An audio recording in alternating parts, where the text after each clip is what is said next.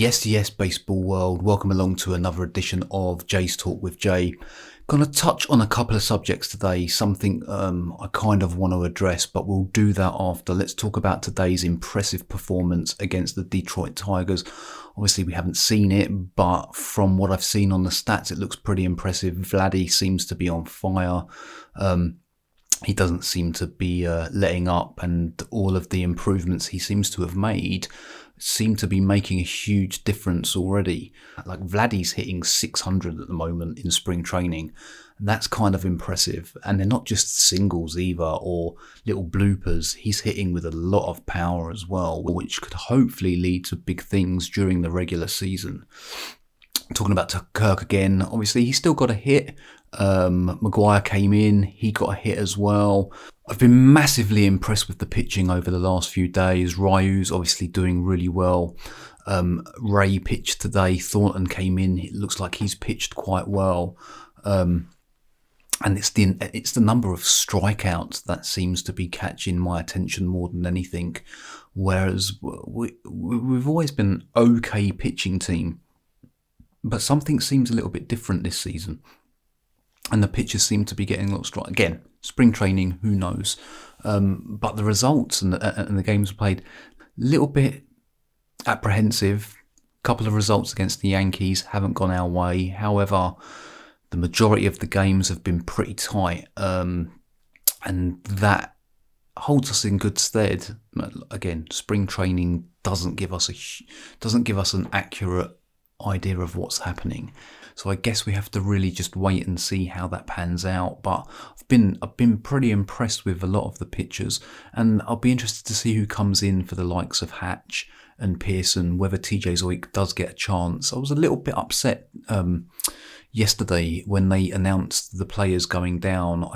I thought Alex Manoah may have been given a little bit more of a chance. Obviously there's reasons behind it, whether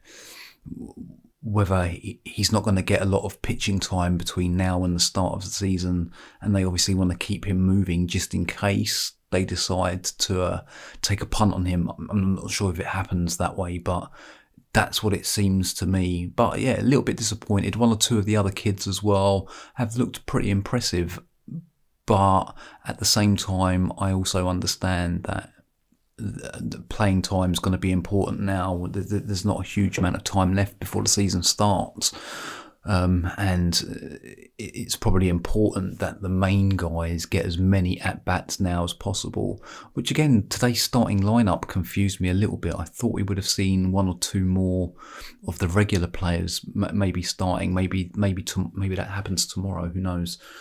I want to touch on something that probably isn't going to be too funny with a lot of fans. I know that I said I'd be trying to be comical, but this is kind of agitated me quite a bit. In fact, it's pissed me off a bit. Rogers and Sportsnet and their inability to understand the current climate and the situation that everyone seems to find themselves in at the moment in regards to their lack of interest and TV broadcasts. I find it unbelievable that a lot of the games aren't being broadcast. I understand the TV viewing because of the time of the games and stuff isn't as important, but do they realise that we're in the middle of a pandemic? People can't even really go and see games. We're not going to be playing in Toronto. It doesn't look like we're going to be playing in Toronto. I find it difficult to think that that's going to happen this season. I'd like to think so, but I can't see it. And they haven't understood what baseball means to the fans, to you, the fans, us, the fans. We're all fans, and they haven't grasped that. And instead, it's like one game here, one game there. Oh, it's the Yankees. Let's show this game. It's bullshit. It's utter nonsense. If a TV broadcaster was to do that here in the UK, there would be an outroar. It just wouldn't happen. It wouldn't happen. No, at the moment, I don't know how many people follow the Premier League, but in the UK, only certain games are shown. You guys in Canada are very lucky because you get to see all of the Premier League games.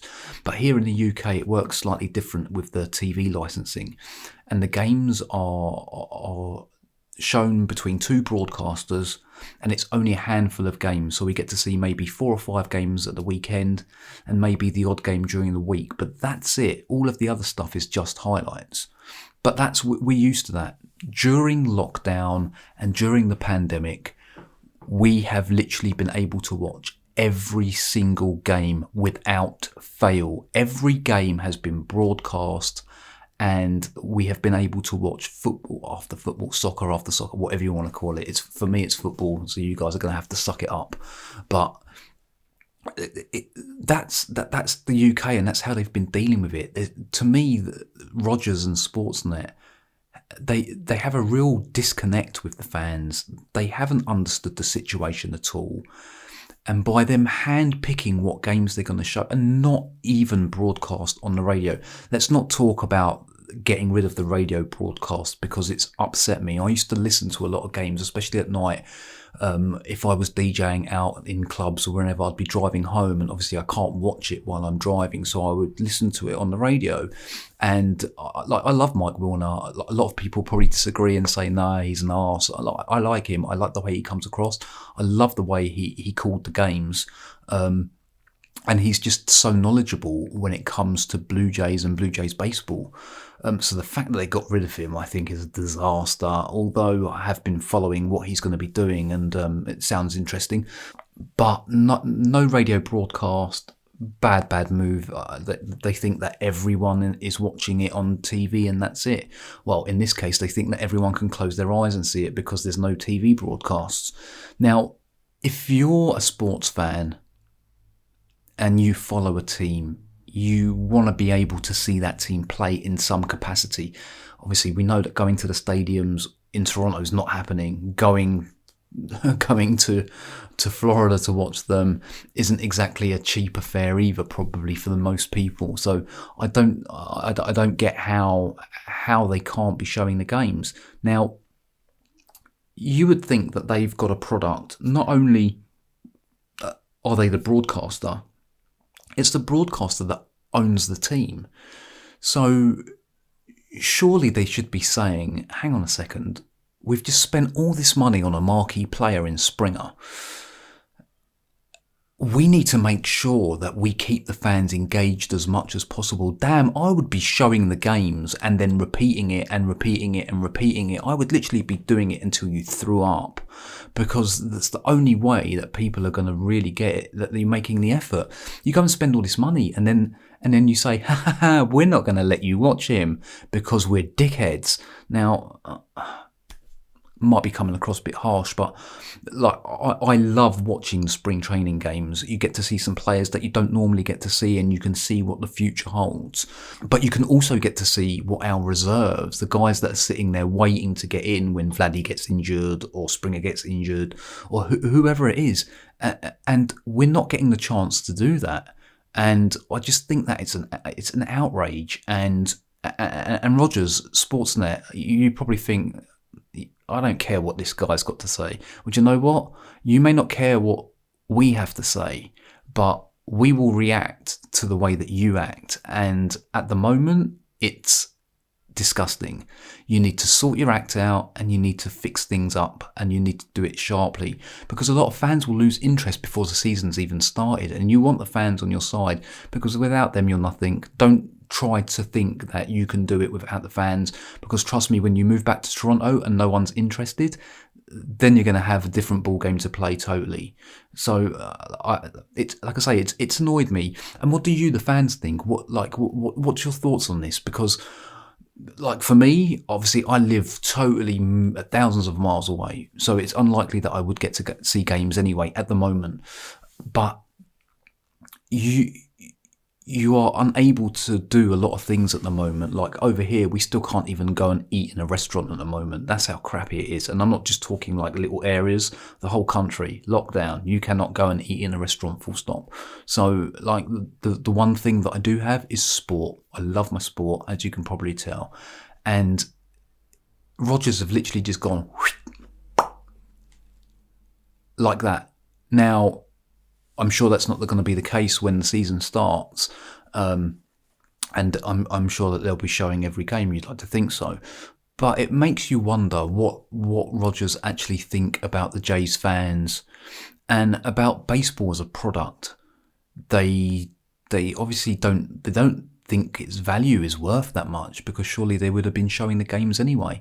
Anyway, I'm waffling on a little bit. I don't want to go too much onto it, but it's annoyed me. It's annoyed me that the majority of us who want to watch the spring training games haven't been able to, and I hope we're not missing stuff that will be key to us watching the season unfold. And hopefully with people like Wilner, who's been putting stuff on Twitter left, right and centre, trying to keep people updated, hopefully that's keeping us all in touch with what's been going on.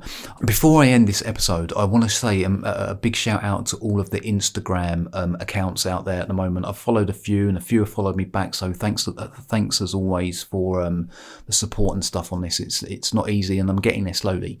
But there's a few accounts on there that are putting up some really good good content, and it helps me come up with ideas. So I just want to say thank you to you guys out there. Put a few things up on the screen, just a bit of a shout out to you guys, because you're doing a great job. And anyone else that wants to follow, you can follow on Twitter, obviously Instagram. I'm doing some funny stuff on TikTok. Well, at least I'm trying to do some funny stuff on TikTok. Some of you are probably still trying to get to grips with my English accent, but we'll get there. We'll get there eventually. So don't forget, like, follow, subscribe on YouTube. So hopefully we'll get to do this again at the weekend when the Jays finally beat the Yankees, fingers crossed. And we will do this again very soon. Make sure you like, subscribe, and I will see you guys again for another edition of Jays Talk with Jay.